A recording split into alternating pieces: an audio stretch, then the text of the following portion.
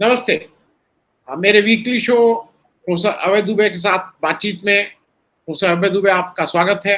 Professor साहब, आज इस समय देश में हर बार हम लोगों को लगता है कि शायद ये जो पिछला वीक बीता है, इसमें ज़्यादा गतिविधि थी, इसमें ज़्यादा गतिविधि थी। लेकिन कुछ ऐसी एक्टिविटी हो रही हैं जहाँ मतलब मैं इसको बहुत पॉजिटिव चीज़ें नहीं देख रहा हूँ, जो भी हो रहा है इस समय देश में। हम लोग आज अपनी चर्चा थोड़ा कश्मीर में एक बार फिर से पलायन शुरू हो गया है। जी। और ये अजीब-सी चीज़ है जिसको भाजपा जैसे भी उसको हैंडल करना चाहे। पिछले 8 वर्ष से केंद्र में भाजपा की सरकार है। हुँ। 2014-15 से 2018 तक भाजपा और ईपी की उनकी मिली-जुली की सरकार थी। 2018 से हुँ। फिर डायरेक्ट केंद्र की सरकार है जम्मू हुँ, कश्मीर में। हुँ। पुराना भी अगर याद हो सबको, पलायन वो जगमोहन साहब के समय में हुआ था, जो उस समय बीजेपी के अडवाणी जी के कहने पे उनको वहाँ फिर से रखा गया था। पहले भी थे लेकिन फिर रखा गया। ठीक कह रहे हैं इस आप। समय का हाँ, इस समय का पलायन जो प्रोत्साहन हो रहा है, ये बहुत मतलब देश के लिए बहुत घातक नहीं, ये देश के लिए बहुत दुःख की बात है कि हमारे देश का एक कश्मीर। मैं उस पे नहीं जा रहा हूँ कि कश्मीर फाइल्स वाले क्या कर रहे हैं, क्या नहीं कर रहे हैं। ये पॉलिटिकल लोगों का ये काम है, उनको ये काम करना है और देश के जो नेता हैं और जो पद पे हैं, आप इस सारी चीज़ को कैसे देख रहे हैं? कश्मीर का पलायन नहीं रुक रहा है, इस समय फिर लोग भाग रहे हैं वहाँ से।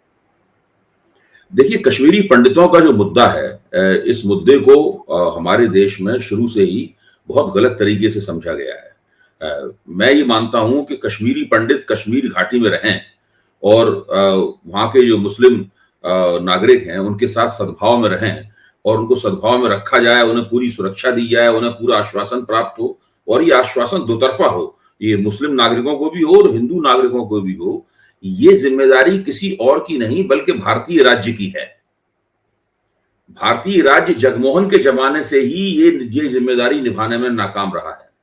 चाहे कश्मीर फाइल फिल्म हो या और इस मसले पर लिखे गए दूसरे आख्यान हो या दूसरी रिपोर्टें हो, उसमें हमेशा ही जगमोहन की भूमिका और उनके जरिए भारतीय राज्य की जिम्मेदारी का जिक्र सबसे कम होता है। भाई, आखिरकार उस वक्त जब कश्मीर पंडित वहां पर आतंकवाद के शिकार हो रहे थे और उनकी निर्मम हत्याएं हो रही थी, जैसे आज टारगेटेड किलिंग्स हो रही हैं, उस वक्त भी टारगेटेड किलिंग्स हो रही थी। उस वक्त जगमोहन की भूमिका क्या थी? जगमोहन ने उनको परामर्श दिया कि आप घाटी को छोड़ जाइए और बजाय इसके कि उनको घाटी में रखने के लिए पूरा बंदोबस्त किया जाता, बजाय इसके कि भारतीय राज्य वहां अंगद की तरह अपना पैर अड़ाकर ये कहता कि हम कश्मीरी पंडितों को हर कीमत पर घाटी में रखेंगे और किसी भी कीमत पर आतंकवादियों का यह मंसूबा कामयाब नहीं होने देंगे कि वे घाटी छोड़कर चले जाएं। ऐसा न करके एक रास्ता ये निकाला गया कि वो घाटी छोड़ दें और उनको जम्मू की तरफ पलायन करने के लिए की सुविधा प्रदान की गई। ये इस चीज की आलोचना, ये कश्मीर फाइल में भी ये आलोचना नहीं मिलेगी आपको, उस फिल्म में भी ये आलोचना नहीं मिलेगी। और आमतौर पर जो कुछ भी कहा जाता है उसमें भारतीय राज्य के देखिए, जगमोहन वहां कौन थे? वो लालकृष्ण आडवाणी की सिफारिश पे आए थे, विश्वनाथ प्रताप सिंह की सरकार थी, जो भी हो उसके अंदर भारत की सबसे बड़ी प्रमुख कांग्रेस के बाद सबसे बड़ी जो विपक्षी पार्टी थी जो सरकार को समर्थन कर रही थी, वो उसके अंदर शामिल थी, सरकार शामिल थी और ये सब लोग इसके अंदर सहभागी थे। तो कश्मीरी पंडितों का जो पलायन हुआ, उस पलायन में उस आतंकवादियों की वजह से हुआ, ये सही बात है, लेकिन भारतीय राज्य की भूमिका उस वक्त बिल्कुल फ्लॉप रही। अब पूरा तर्क जो भाजपा का था कि धारा 370 की वजह से कश्मीर घाटी जो है वो भारत की मुख्य धारा से कट गई है। चलिए, आपने धारा 370 का जो विशेष दर्जा था उसको आपने हटा दिया और आपने बड़े जोरदार तरीके से अपनी पीठ ठोकी कि हमने एक ऐसा काम किया जो कि देखने में असंभव लगता था। और उसका भारतीय जनता पार्टी को बहुत ज्यादा छवि के स्तर पर एक चुनावी लाभ भी हुआ है। आज क्या स्थिति है? सब कुछ भाजपा के हाथ में है। जो पहले राजनीति होती थी, अमित शाह ने संसद में जो प्रस्ताव लाए थे, अमित शाह, उस प्रस्ताव के पहले जो राजनीति होती थी उस पूरी राजनीति का आधार समाप्त हो गया है। आज कश्मीर घाटी में भारतीय जनता पार्टी जिस तरीके से चुनावी गोलबंदी कर रही थी और जिस तरीके से अपनी सांगठनिक पेशबंदी कर रही थी, वो सारा प्रकरण भी समाप्त हो चुका है। आज भाजपा को भी नया तरीका खोजना है कश्मीर में अपनी राजनीति कैसे करे, पीडीपी को भी नया तरीका खोजना है, नेशनल कॉन्फ्रेंस को भी नया तरीका खोजना है, कांग्रेस को भी नया तरीका खोजना है। अभी तक किसी के दिमाग में तय नहीं है कि अब कश्मीर में राजनीति कैसे होगी। यानी सब कुछ जीरो में बदल गया।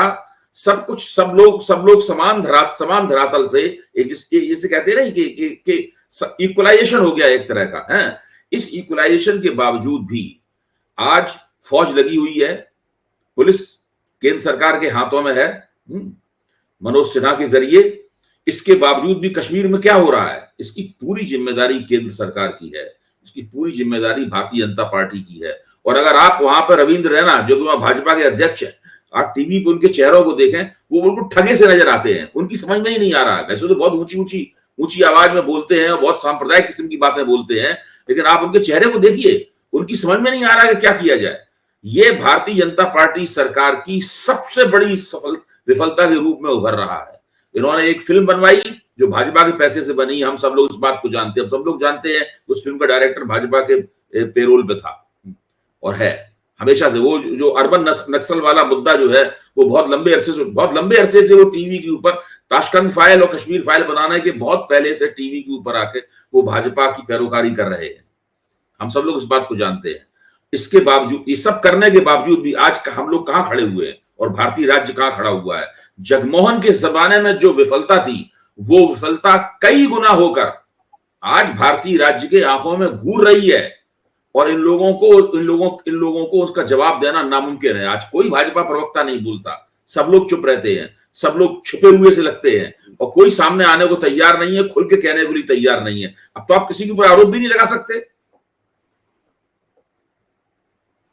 जी नहीं प्रोफेसर, क्योंकि मैं 89 में मैं उस चीज का जिसको का प्रत्यक्ष भी रहा हूं कुछ चीजों का। जॉर्ज फर्नांडिस साहब को रेल मंत्रालय के साथ साथ कश्मीर मामलों का इंचार्ज बना के विश्वनाथ प्रताप सिंह ने ये जिम्मेदारी भी सौंपी थी और जॉर्ज उसको जाके बखूबी निभाते। जॉर्ज जब एक मीटिंग में गए तो ये वो वहां से अकेले निकल गए और ये यासीन मलिक और इतने अलगाववादी उस समय लोग थे, उनके साथ इन्होंने 6-7 घंटा मीटिंग की, क्योंकि जॉर्ज का ये मानना था कि अगर ये बातचीत के जरिए ही हल हो सकता है। आप इसका 200 साल बंदूक से आप करते रहिए, ये चीजें बंदूक से नहीं होंगी, ये बातचीत से होंगी। खैर जब ये लौट के आए, इसलिए ठीक याद है जॉर्ज साहब गए थे भुवनेश्वर, बिना जॉर्ज साहब से पूछे। अडवाणी जी का इतना प्रेशर था, संघ का इतना प्रेशर था, विश्वनाथ प्रताप सिंह ने बिना उनसे पूछे जगमोहन को वहां पे वो कर दिया और इनको जॉर्ज साहब मामले से हटा दिया। जो जॉर्ज साहब जैसे व्यक्ति का मतलब हम लोगों को लगा कि ये उनके साथ नाइंसाफी नहीं है, थोड़ी बदतमीजी। जी तो मैं इसलिए कह रहा हूं कि ये भाजपा कोई आज की तारीख में कश्मीर ये नहीं है कि उनकी गलती, मेरी गलती, इनकी गलती। आज जिसकी भी गलती है, आज कश्मीर एक अभिन्न हिस्सा है, हमारा खूबसूरत जगह है, उसको कैसे अपने साथ है। अरे आप नहीं मुख्यमंत्री बनेगा, ये जो अभी भाजपा कर रही है ना डिलिमिटेशन में, वो कैसे इस क्षेत्र को उधर कर ले, मतलब कहीं भाजपा को ईमानदार रहना पड़ेगा, नहीं तो ये। अच्छा आनंद जी एक बात बताइए, अगर भारतीय जनता पार्टी डिलिमिटेशन करके चुनावी परिस्थिति को अपेक्षाकृत अपने अनुकूल कर भी देती है, उससे समस्या का समाधान कैसे होगा? जो हिंदुओं की और कश्मीरी पंडितों की जो टारगेटेड किलिंग हो रही है, उसका इस प्रकार की तमाम जो पेशबंदी भाजपा कर रही है इस पेशबंदी का उससे क्या लाभ होगा? अच्छा मान लीजिए भाजपा कश्मीर घाटी में चुनाव भी जीत जाती है, फर्ज कीजिए आप, और वो कश्मीर को पूर्ण राज्य का दर्जा दे देती है और अपना मुख्यमंत्री भाजपा का नेता कोई मुख्यमंत्री बन जाता है, उससे कैसे समस्या का हल होगा?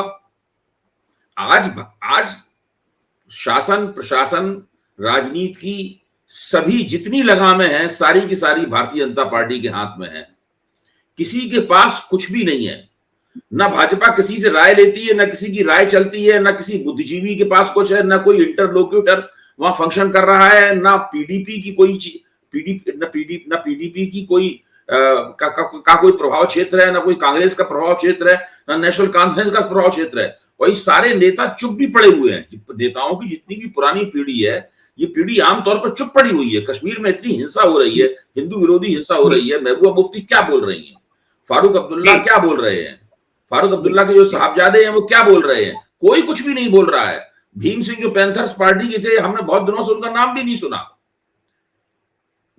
वो यहाँ पर इंडिया इंटरनेशनल सेंटर में बैठे हुए कभी कभी दिखाई पड़ते थे, अब तो उन्होंने शायद वहां भी उनको वहां का मैंने बहुत दिनों से वहां भी नहीं देखा।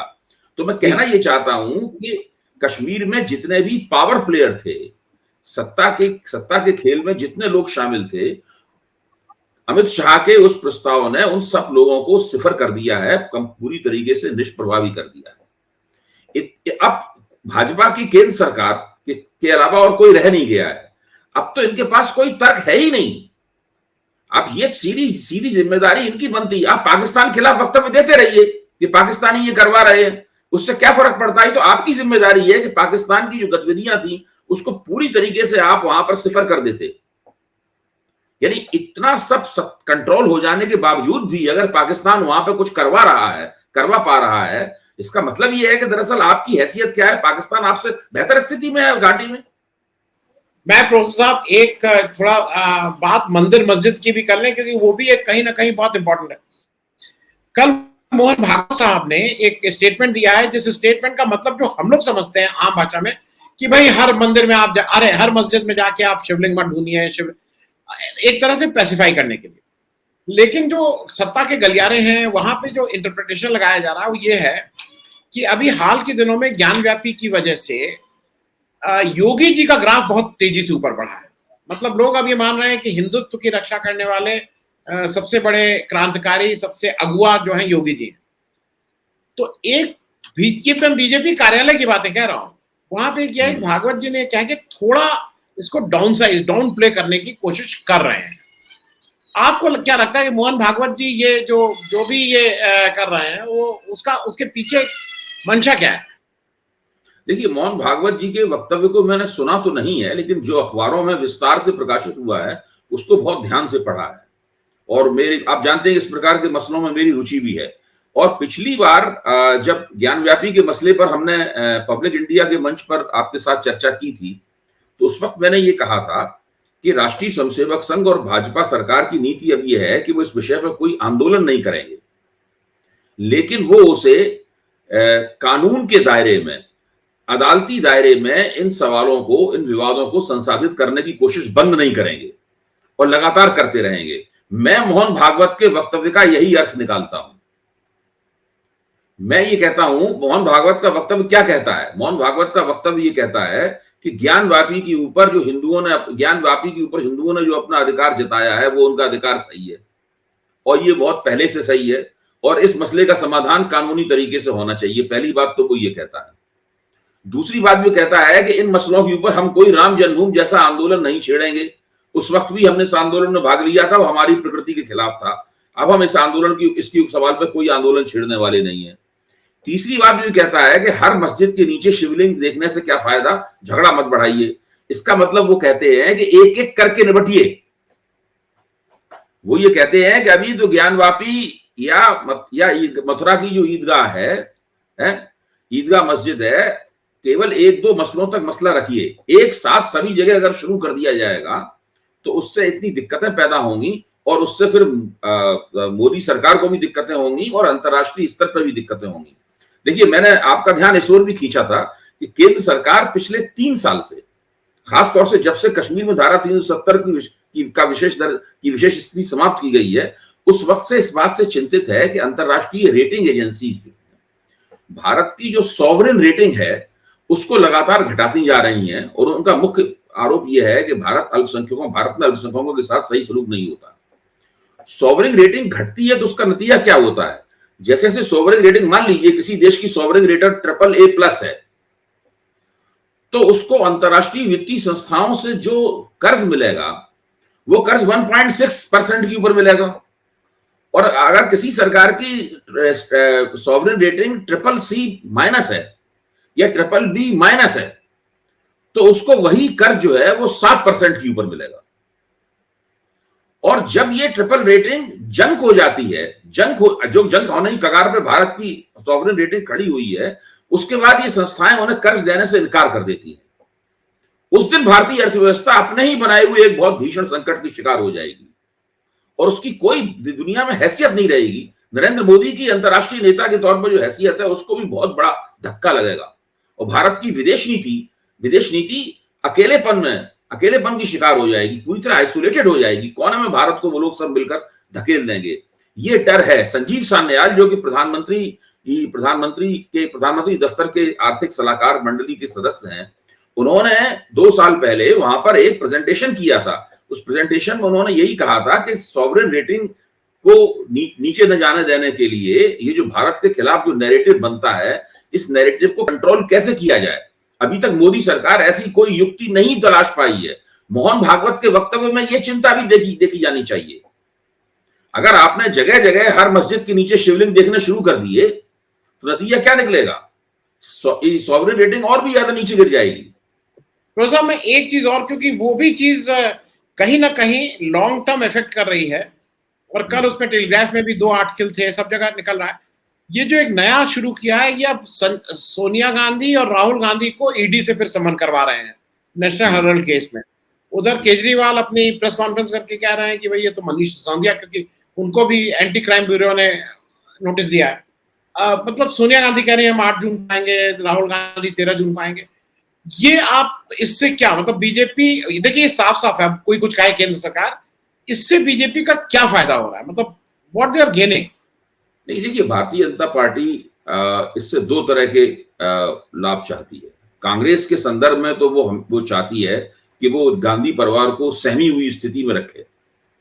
अगर गांधी परिवार सहमी हुई स्थिति में रहेगा तो जाहिर है कि वो कांग्रेस का ठीक से नेतृत्व नहीं कर पाएगा, और एक ऐसी कांग्रेस जिसका ठीक से नेतृत्व न किया जा रहा हो वो भाजपा और मोदी के लिए मुफीद है। दूसरी तरफ आम आदमी पार्टी ने अभी पंजाब में अपने एक मंत्री को न केवल भ्रष्टाचार के मामले में मंत्रिमंडल से निकाल दिया, बल्कि उसको सीधा जेल भेज दिया। ऐसा भारत में कहीं होता नहीं है। भारत में क्या होता है कि जो भ्रष्टाचार के आरोपी होते हैं उनको बहुत ज्यादा दबाव पड़ने पर, वो भी काफी दबाव पड़ने पर, मीडिया में हंगामा होने पर, विपक्ष के हंगामा करने पर मंत्रिमंडल से इस्तीफा तो दिला दिया जाता है, लेकिन कोई उन्हें जेल नहीं भेजता। वो बाहर ही बैठे बैठे अपनी राजनीति करते रहते हैं, फिर चोर दरवाजे से फिर से उनको सरकार में ले लिया जाता है या उनको टिकट दे दिया जाता है, ऐसा होता है। लेकिन आम आदमी, भगवंत मान की सरकार ने क्या किया? भगवंत मान की सरकार ने उस बंदे को बुलाया और उसका टेप सुनाया। उसने जब आनाकानी की, उसने कहा तो बताओ सीधे सीधे आप, तुम्हारी आवाज है कि नहीं है? उसने कहा हाँ हमारी आवाज है, और बाहर निकल के उसको गिरफ्तार करवा के उसको जेल भेज दिया गया। तो ये एक, और उसमें अरविंद केजरीवाल ने वक्तव्य दिया कि हमारी सरकार कट्टर ईमानदार है। आप देखिए इस घटना के तुरंत बाद 8 साल से चल रहा सत्येंद्र रंजन वाला केस जो है उसको दोबारा उखाड़ा गया और सत्येंद्र जैन को गिरफ्तार किया गया। भाई हम लोग सब जानते हैं सत्येंद्र जैन सरकार में आने से पहले दिल्ली के एक मशहूर आर्किटेक्ट थे। उन्होंने बड़े बड़े मॉल्स बनवाए थे और बहुत सारी चीजें उनकी फर्म ने बनवाई थी। सरकार में आने से पहले और सत्ता में आने से पहले के जो प्रकरण हैं वो उन तमाम प्रकरणों को बहुत 5-6 साल से तो उसके ऊपर जांच कर रहे हैं। अगर उन प्रकरणों में इतनी दम होती तो कभी भी उनके ऊपर एक्शन लिया जाता। तो केजरीवाल सरकार की जो एक ईमानदार छवि पंजाब की घटना से और ज्यादा उसके ऊपर रेखांकित हुई थी, उसको धुंधला करने के लिए मेरी समझ में ये कदम उठाया गया है। जहां तक मनीष सिसोदिया का सवाल है, मनीष सिसोदिया के घर तो सीबीआई छापा मार चुकी है। पूरे दिन तक उससे उनकी जांच पड़ताल हुई थी। एक एक कागज खंगोला गया था। जब कुछ नहीं मिला तो शाम को लिख के दे के गए कि भाई हमें कुछ नहीं मिला, सॉरी कह के सॉरी बोल के चले गए। तो मनीष सिसोदिया के खिलाफ तो इन्होंने जांच पूरी कर रखी है, लेकिन कुछ भी प्राप्त नहीं। अगर आज तक कुछ भी प्राप्त हुआ होता तो अभी तक इन लोगों ने, आम आदमी पार्टी की जो दिल्ली की उप मुख्यमंत्री है और शिक्षा मंत्री है, उन्होंने स्वास्थ्य और शिक्षा के मसले पर काम करके काफी नाम कमाया है, उनके खिलाफ बहुत बड़ा कदम उठा लिया होता। तो भाजपा ये जो कर रही है, इससे भाजपा को इन 2 फायदों की उम्मीद है। कांग्रेस के मामले में ये उम्मीद उनकी पूरी होते हुए दिखती है, लेकिन आम आदमी पार्टी के मामले में मुझे नहीं लगता कि ये उम्मीद पूरी होगी। मैं अब एक, क्योंकि वो भी एक चौथा एक ऐसा प्रश्न है जो यूपी की पॉलिटिक्स में इस समय बहुत दिलचस्प है।